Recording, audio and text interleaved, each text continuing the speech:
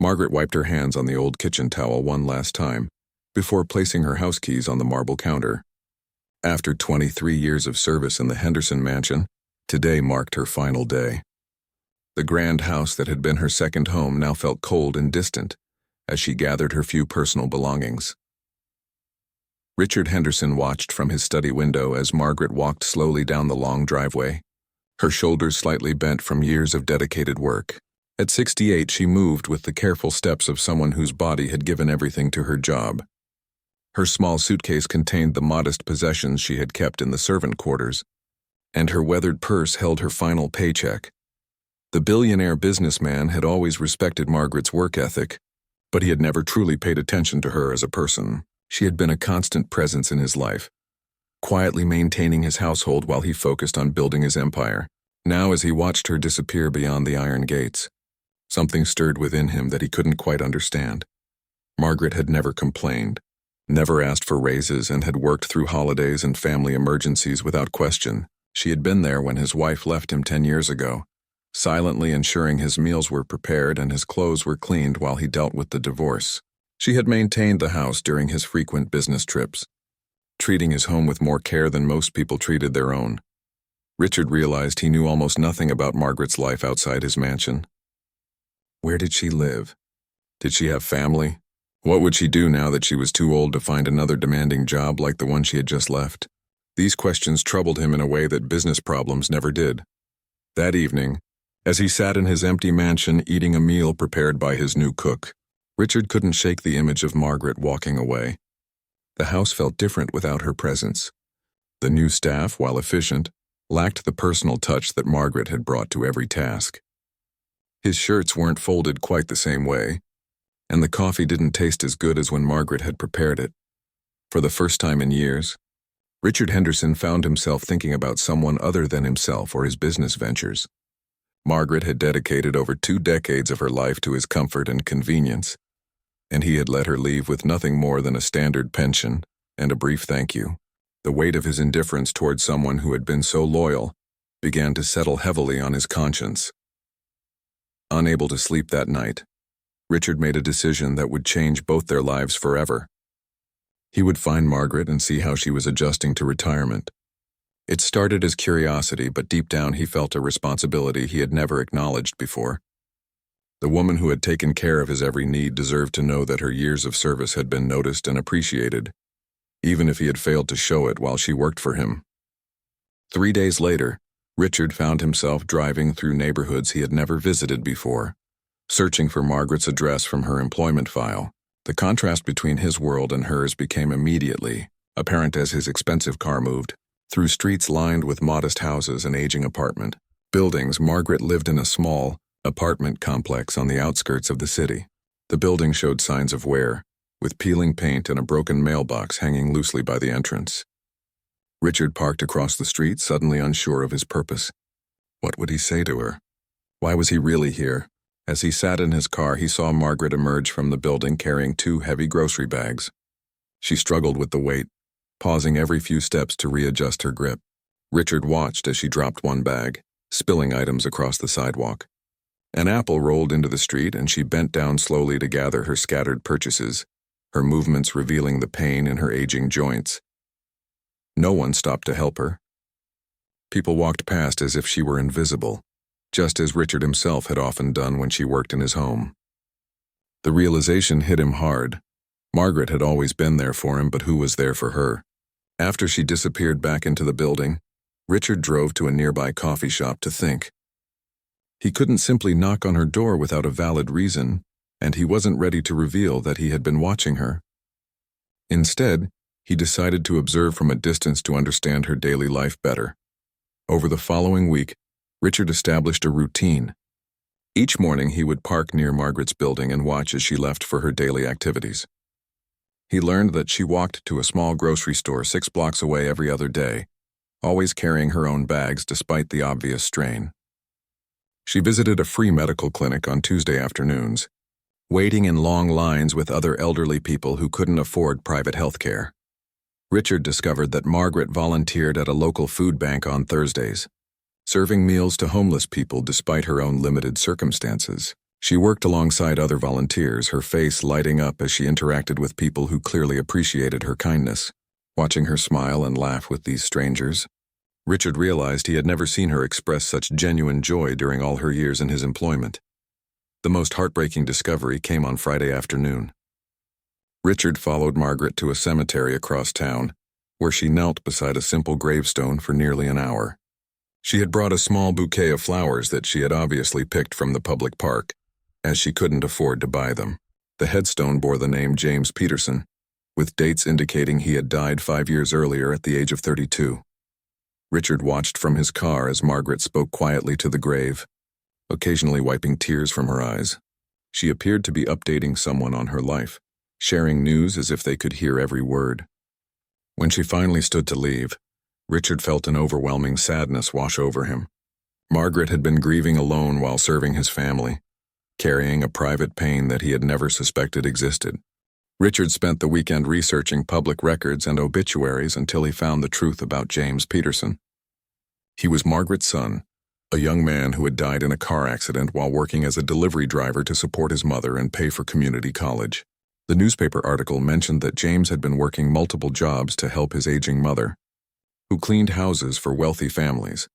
The article stated that James had been driving late at night after a double shift when fatigue caused him to crash into a tree. He left behind his mother, Margaret, who worked as a domestic servant and had no other surviving family members. Richard stared at the article for a long time, understanding now why Margaret had seemed distant during that period 5 years ago, though she had never missed a day of work. Monday morning, Richard returned to his observation post with a heavy heart. He watched Margaret emerge from her building wearing a thin jacket despite the cold weather. She walked to a bus stop and waited 20 minutes for public transportation that would take her to her volunteer work at a senior center across town. Richard followed the bus in his car, maintaining a careful distance. At the senior center, he watched through the windows as Margaret helped elderly people who were even more frail than herself. She assisted them with meals, organized their medications, and listened patiently to their stories. Her gentle manner and warm smile brought comfort to people who seemed to have few visitors. During her lunch break, Margaret sat alone on a bench outside the center, eating a simple sandwich she had brought from home. Richard noticed she had given most of her food to an elderly man who had complained about being hungry. She pretended to be full, while the man gratefully accepted her generosity. After her volunteer shift, Margaret walked to a nearby thrift store where she worked part-time to supplement her small pension. Richard watched as she organized donated clothing and helped customers find affordable items. Her hourly wage was barely above minimum wage, but she treated each customer with dignity and respect, helping them find clothes that fit properly and looked nice despite their low cost. That evening, Richard followed Margaret on her walk home through neighborhoods that became increasingly run down as the sun set. She moved quickly through areas where his expensive car clearly didn't belong, keeping her head down and clutching her purse tightly. He realized she made this dangerous journey every day because she couldn't afford to live in a safer area. When Margaret stopped at a small corner store to buy milk and bread, Richard watched the elderly store owner greet her warmly.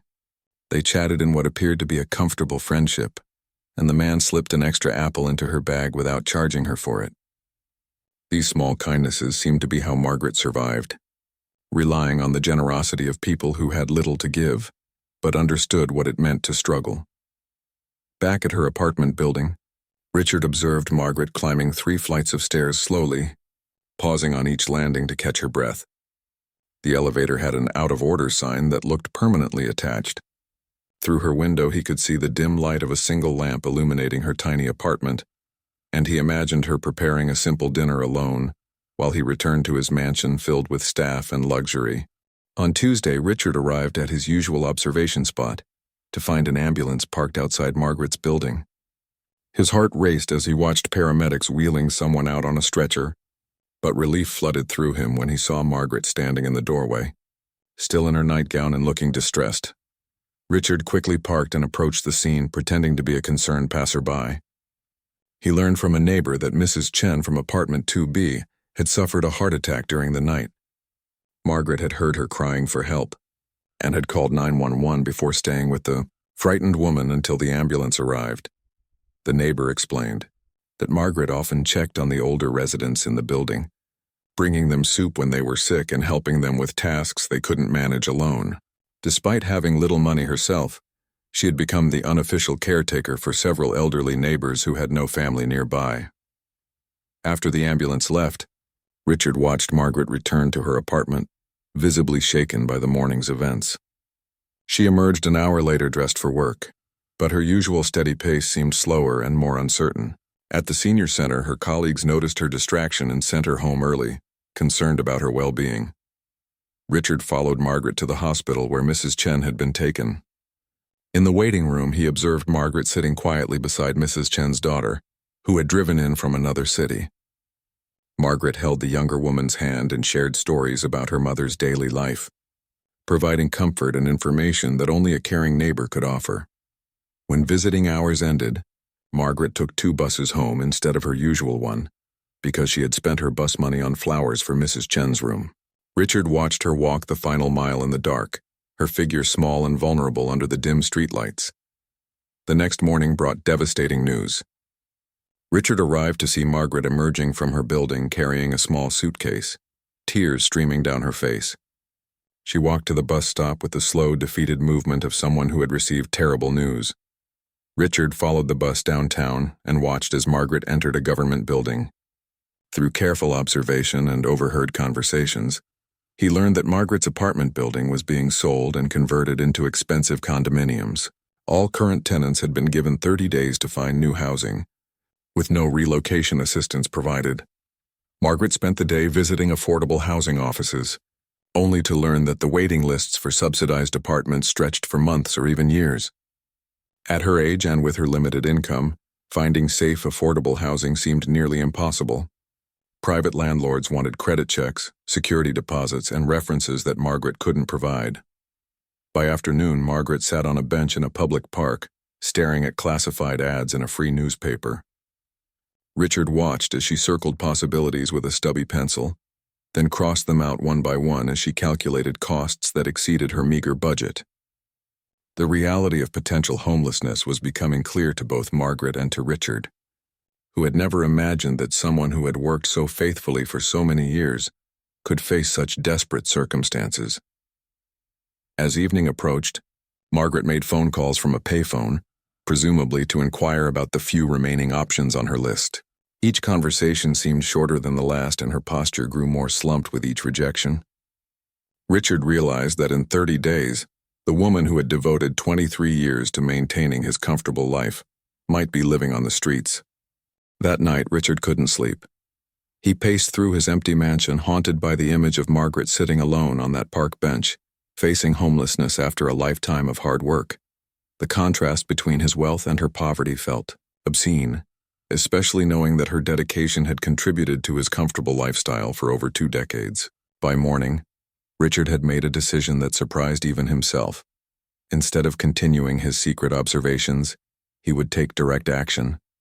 But first, he needed to understand Margaret's situation completely. He hired a discreet private investigator to gather information about her finances, health, and housing options without revealing his involvement. The investigator's report painted a heartbreaking picture. Margaret's savings had been depleted 5 years earlier when she paid for her son's funeral and settled his debts. Her pension was barely enough to cover basic necessities, and she had no family or close friends who could provide assistance. The part-time job at the thrift store was her only additional income, and even that might end if she couldn't find housing within reasonable distance.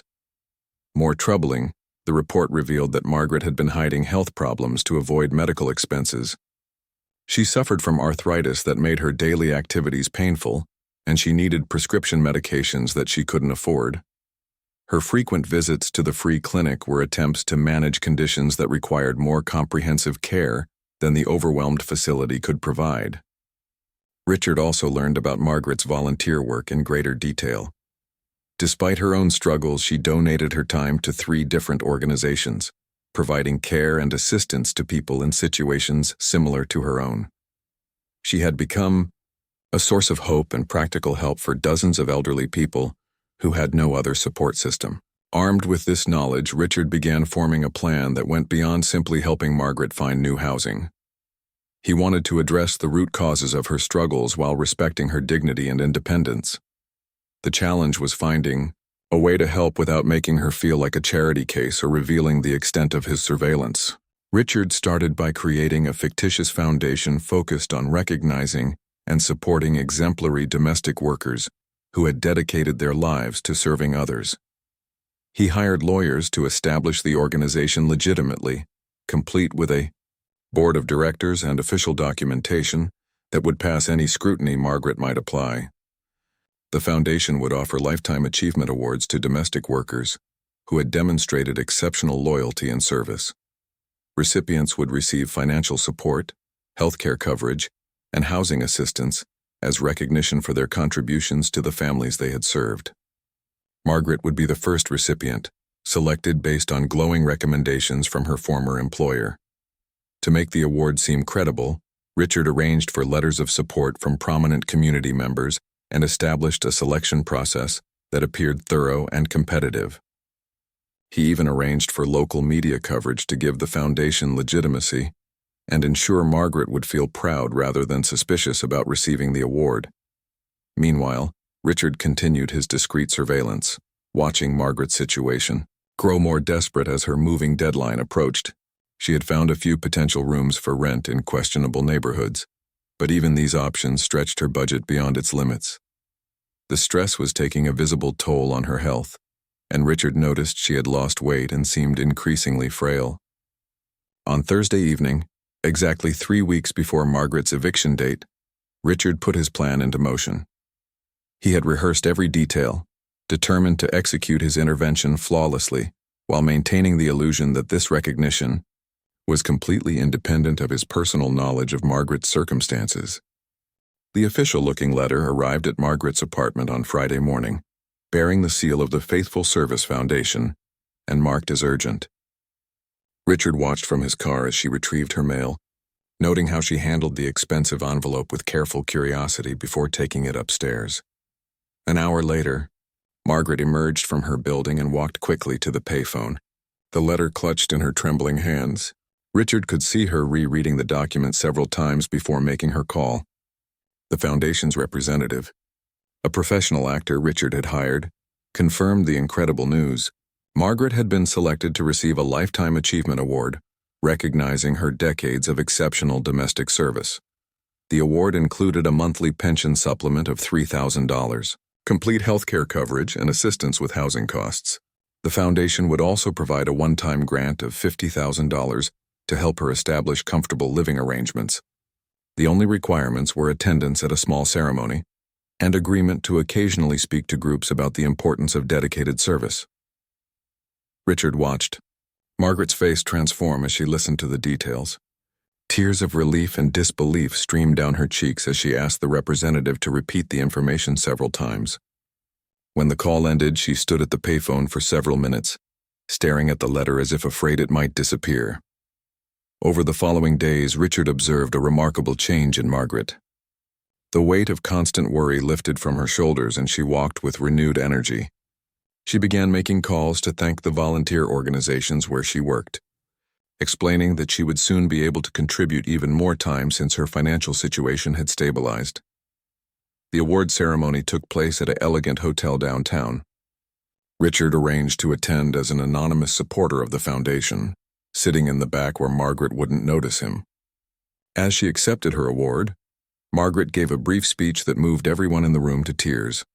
She spoke about the families she had served over the decades, expressing gratitude for the opportunity to care for others and make their lives more comfortable. She mentioned her son James, saying she knew he would be proud to see her recognized for work that had always been its own reward. Margaret thanked the foundation for understanding that domestic workers were not invisible, but rather essential contributors to the families and communities they served. After the ceremony, Richard watched Margaret interact with other attendees, her natural warmth and dignity shining through conversations with people from all walks of life. Several guests asked for her contact information, hoping to hire her consulting services or invite her to speak at their own events. That evening, as Margaret returned to her apartment building for one of the last times, Richard realized his own transformation was as dramatic as hers. The months of observing her life had taught him about genuine service, quiet dignity, and the strength required to maintain hope in difficult circumstances. The private investigator Richard had hired helped Margaret find a beautiful apartment in a safe neighborhood with a doorman and elevator. The monthly rent was covered entirely by the foundation, and Margaret was told the arrangement would continue for life. Her new home was furnished with quality pieces that reflected both comfort and practicality, chosen by an interior designer who specialized in creating spaces for seniors. 6 months later, Richard made one final visit to observe Margaret in her new life. He found her working in the community garden behind her apartment building, teaching neighborhood children how to grow vegetables. She looked healthy and vibrant, her face glowing with the contentment that comes from security and purpose. Margaret had also started a support group for other elderly domestic workers, helping them navigate retirement challenges and connecting them with resources.